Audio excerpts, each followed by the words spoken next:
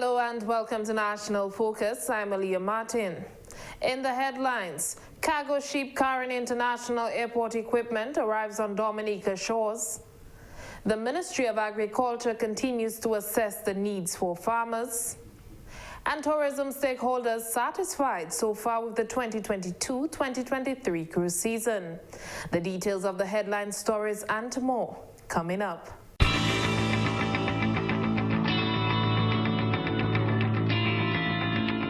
Welcome back. The cargo ship carrying equipment for construction of the international airport arrives in Dominica's water. This means that the international airport project is about to move to a new phase with the start of actual physical work. The Prime Minister has reassured the public that while a number of employees will be sourced from outside, Dominicans will not be left out. As previously indicated, the contractor CR5 has been mobilizing to begin construction. This is an ongoing process, and this week the heavy equipment for the construction of the airport is expected to arrive. The former public works site is being prepared as a staging ground for the equipment. One can well appreciate that a project of this magnitude will require a large quantity of equipment, which is not readily available in Dominica at the moment.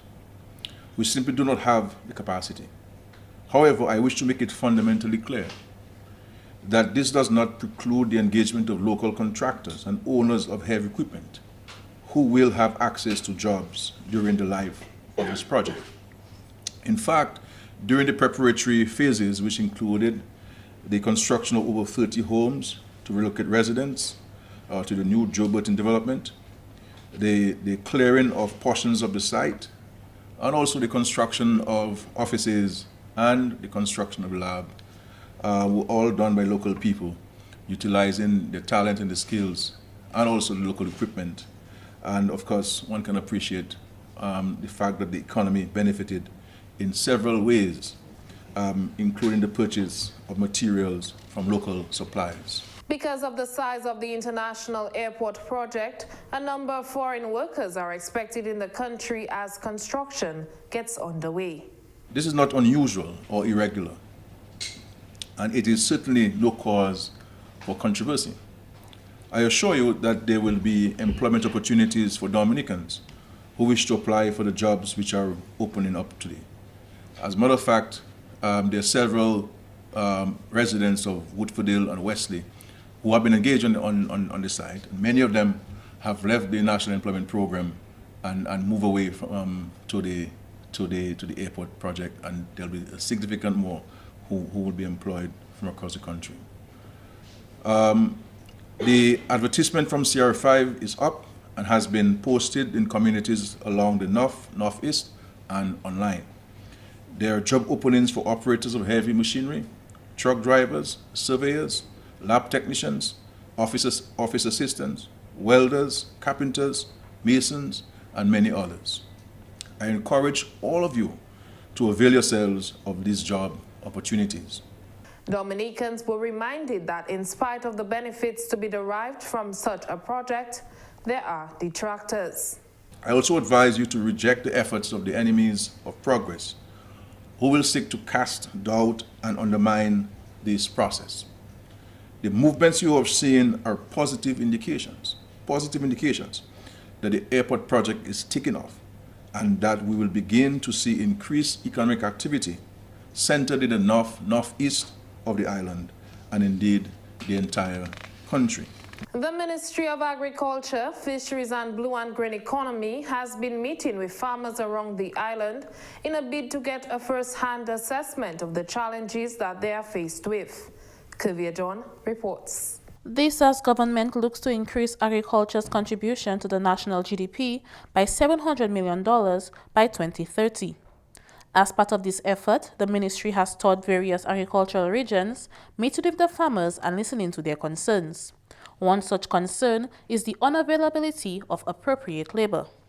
What we intend to do and what we're doing currently, we are now preparing what we call a strategy to deal with that, with partnering with the IOM to assist us in putting that strategy together. But I would say it will be multifaceted. We'll look at different approaches, such as mechanization. We look at what we call labor entrepreneurship, and other interventions that will assist us in curtailing that. It won't happen overnight, so we'll start small and see how best we can reduce, that issue, because it's really affecting productivity on farm. Minister Roy explained that government hopes to make agriculture an attractive venture for young people, which will aid in the revitalization of the sector. The plan is to make farming a bit more attractive, so the younger ones can get engaged. As we speak, the average age of a farmer is over 60. And if you're looking at our targets and looking at food security and try to tap into markets that are available, we need to expand production. In doing so, we need hands within young persons. But with the introduction of new technology, and research, we intend to attract young persons to assist in that regard. Government has invested heavily in the rehabilitation of farm roads to increase access to farms, an issue which has posed a challenge to farmers all around the country. We must mention that government has spent significant resources in doing the construction of farm access roads throughout the island. So since Hurricane Maria, we spent over $40 million just addressing farm access throughout the islands. And I can boast that Dominica has one of the best farm access networks in the region. And it's just that over years it's deteriorated, and of course Hurricane Maria exacerbated the issue, so we got some further deterioration. But we have been addressing that, and we've been investing heavily. And we have plans to do more in next 2 years, because we have just secured additional financing, about 20 million additional financing to address more feeder roads. Initiatives are also in place to continue to improve the farm access network, starting with a list of 28 farm roads. We have a short list of 28 feeder roads, and now we are conducting assessments. We try to share it across the regions, but there are certain parameters we use to see which one is priority. So first would be the access to land, current active farmers, and the potential for expansion. So we have a matrix where we assess each of the roads, so all are not really equal. But we try our best to ensure that every region, feels that we invested in feeder road. The ministry will conduct a Meet the Farmers tour in the Northeast region in the upcoming week. Kuvia John for the Government Information Service. Over 10,000 cruise visitors arrived in Dominica on Friday, confirming reports that the season has been good so far. Daryl Teep takes a look at the 2022-2023 cruise season. The COVID-19 pandemic wreaked havoc on the world travel and tourism industry, with many countries, including Dominica, closing its borders for extended periods of time. For months on end, cruise ships sat idle at ports, void of passengers with no intended destinations. Cruise ships returned to Dominica in July 2021, following the end of the 2019-2020 season. The 2019-2020 season saw 143 cruise calls with 189,334 passengers. The 2022-2023 cruise season began on November 1, 2022, and as at February 28, 2023, there has been 139 cruise calls to the island, bringing 216,489 passengers. This season wasn't too bad. I cannot complain. If I complain, God will punish me. The season so far was very good, because then I see plenty of people coming out from the ship and come to Dominica. And when they come there, they take out a picture with me. They play drum, they give me a tip, and they tell me, keep it up, don't give up. The season was fantastic. This year was good. I can't complain. What was good about this season? Well, the sale was all right. Are there a lot of tourists who are A coming? lot of tourists, yes. And they say they love Dominica. They want to come and live Dominica. They say they want to have land, they want to have house Dominica. Well, so far, I wouldn't lie. This season was good for me. Okay? It was good. I cannot say it wasn't good, it was good for me. What have been good about the season is that you get to interact with the different culture of people, and then, as you know, business sometimes tend to be good. All businesses have their good time and their bad time. Sometimes you get a lot of customers, sometimes you don't. It is often lost upon us as Dominicans that we live where others come to vacation. We liked it from the first second on because we saw it from the boat and looked around and very green and lovely, nice water, nice housings, and so it's lovely. A total of 196 calls are projected for the 2022-2023 cruise season, which translates to 314,000 cruise passengers. One stakeholder has some advice on how to improve the visitor experience. Tell you the truth, so far so good. But my only problem is that we are the nature isle of the Caribbean. Now, the other island may have casino, strip club, whatever. But we are the nature isle. So to promote our tourism right here at the Roosevelt cruise ship berth, we need at least a different piece of our culture at every given day. You understand me? That is to promote our tourism and to uplift the nature isle. That is our culture, so we have to deliver it to the tourists.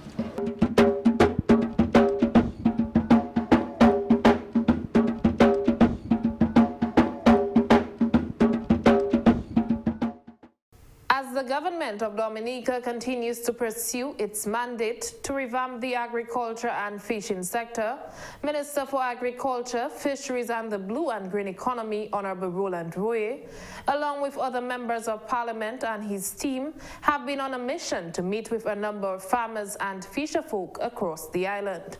Octavia Prosper has more in this report. The purpose of the tour is to seek to better understand their needs, daily operations, and challenges they may encounter within their respective fields. Last week, the team visited the Eastern District and had the opportunity to meet with a few local farmers and fisherfolk.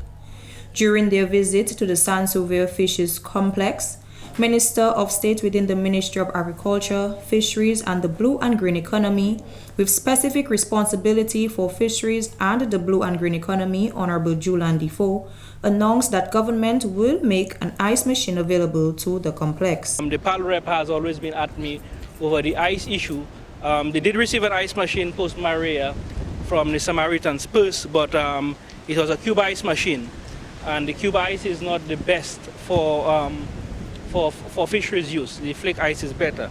So I want to say today with almost immediate effect that we will make an ice machine available. We will make an ice machine available, and the Chief Fisheries Officer is here. I will ask him to do what is necessary to have that machine transferred here. And there is a refrigeration service supplier that we work with. Contact him and have him come and set it up. Parliamentary representative for the Castle Bruce constituency, Honorable Octavia Alfred, says it is important to remember the fiscal role the fisherfolk play in ensuring the safety of residents in the community. While we speak today as fisherfolks contributing to the economy and to our ports, we must not forget their contribution when we have a disaster. And every time we have a disaster, the fisherfolks from Saint-Sauveur, they sprang into action every time. Even when we had to take people after Hurricane Maria on boat to Castle Bruce, they were there. Even just recently, on November 6th, when the Prime Minister had to come, they were there. They get involved and they do not count their loss at the time of the emergency. All they're concerned about is to ensure that everybody is safe. And then afterwards, we sit back and we start counting the cost, and then we realize, whoa, we have a big cost. But I want to thank them for the work that they have done. Honorable Alfred thanked everyone who played a role in the development of the community's resources. I want to really thank the cooperative for their effort. I want to thank all those who have ensured the continuity of in spite of the difficulties and our adversities, we continue to move on. Even sometimes when we would stop, baby step until we can make big steps, but we have never stopped and reverse. And this is the good thing. Even if we stop, we never reversed. So I want to thank you for your work. I want to pledge the support of the government of Dominica. The government of Dominica is interested in when we say economy, sometimes that mean people take that to mean a big thing. So I will say we are interested in what goes in your pot. We are interested in what goes in your pocket. We are interested in what goes on your child's feet. We are interested in no matter. There are some of us who can say our parents were fishermen, but we went to secondary school and we went to college because our parents were fishermen. Octavia Prosper for the Government Information Service.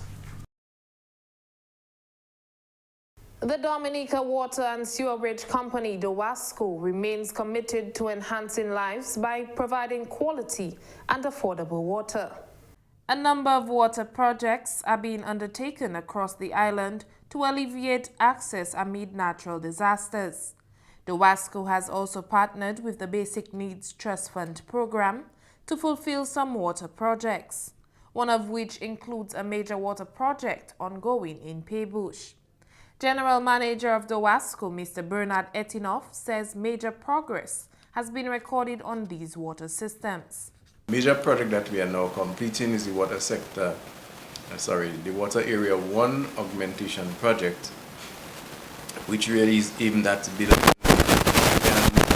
and ensuring that there is less interruptions in the water systems for all the areas served by water area 1. Water area 1 is the system served by the Springfield intake. So we have done quite a bit of work there. It's a $33 million project, but we're just nearing completion of that now.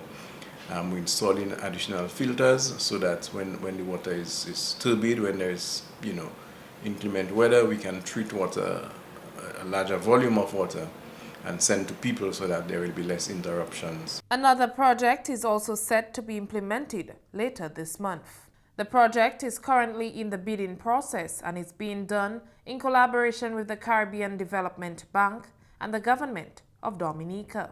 So it's a major project. It seeks to impact many water systems in Dominica. Bruce, that is very, very challenged. And other areas in the east is one of our priority areas under that project, where we are supposed to build new storage tanks, new intakes, new pipelines, and so on. So that is Bruce, Grand Fork, Monjan, River Civic.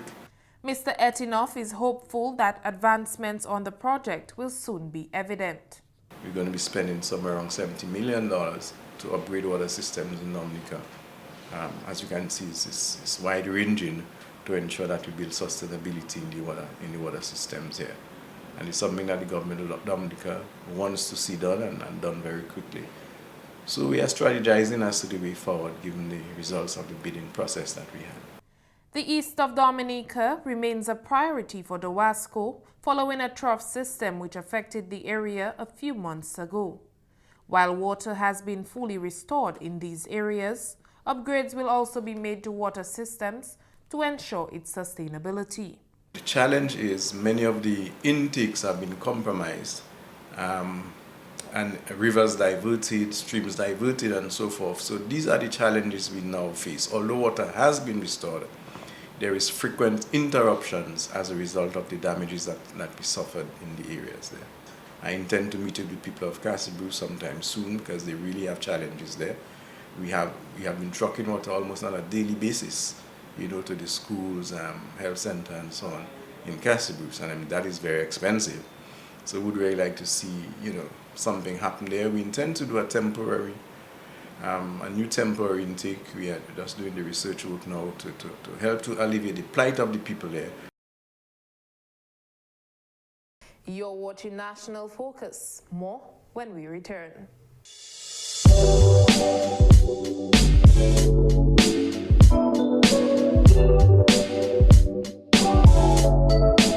Welcome back. The extraordinary care provided by nurses at the Dominica China Friendship Hospital, previously known as the Princess Margaret Hospital, has been acknowledged almost 30 years later as a former patient made a donation to the Winston Ward, where she was admitted in 1994 after being diagnosed with cancer. Kavia Dawn has more in this report. The Winston Ward has received some cheer as former patient Miss Janita Pascal made a donation of books and toys to the ward.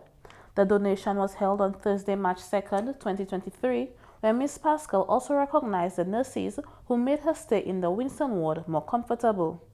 Ms. Janita Pascal was admitted to the ward almost 30 years ago in 1994 after being diagnosed with leukemia.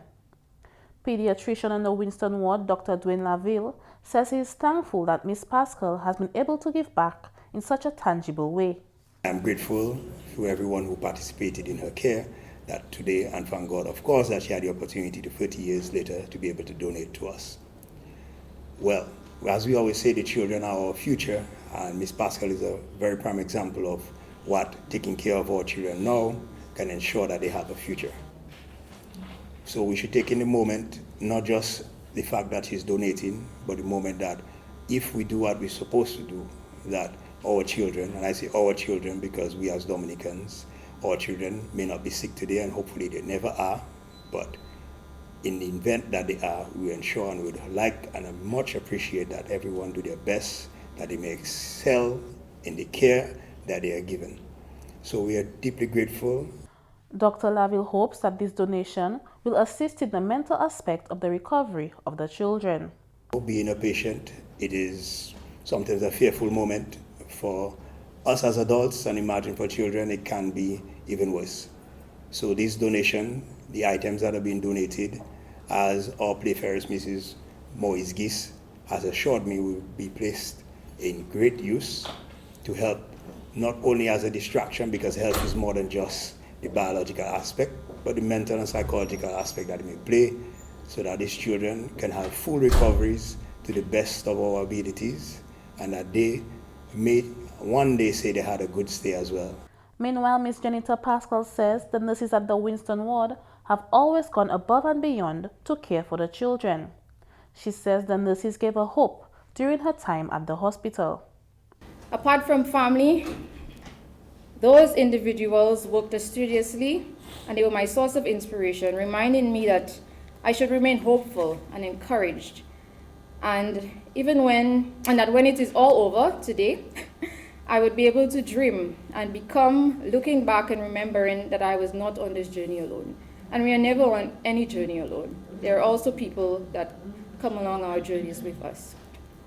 Ms. Pascal credits her success to the care she received from the nurse during her stay at the Winston Ward. Those nurses, these individuals at the ministry, their support and admiration lit a burning fire in me, reminding me that regardless of the challenge, tall is my body. I always say in life, you can't move forward without looking back. Looking back not only to see how far you've come, but looking back to see how those individuals along your journey influence your life story and your ability to overcome and become. You see, in life, we all need people to help us to shape and shift our mindset, cheering us on and allowing us to remain in good spirits. And I'm happy again that I was able to find those people here. The Cancer Society also received a donation from Ms. Pascal for the care that they give to cancer patients in Dominica.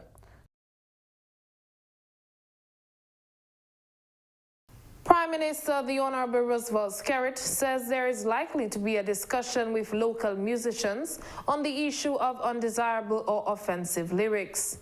During the last bi-weekly press briefing, the Prime Minister was asked whether the banning of sexually explicit lyrics was being considered. There were a number of songs played on social media and on vehicles during the carnival season which contained explicit and offensive lyrics. Prime Minister Sker says these song lyrics are becoming a trend in the region, but any decision taken to address the issue will not be done unilaterally. What we intend to do as a government is to engage the music community in Dominica on these issues, to get them to appreciate and understand the need for them to move away from those kinds of lyrics. So I don't think we're gonna stay on high and simply rule by an edict on this matter, but we will certainly engage the stakeholders and let us arrive at a decision. Meanwhile, Prime Minister Sker also addressed the question of non-contributory pension for seniors between 65 and 70 who do not already receive a pension.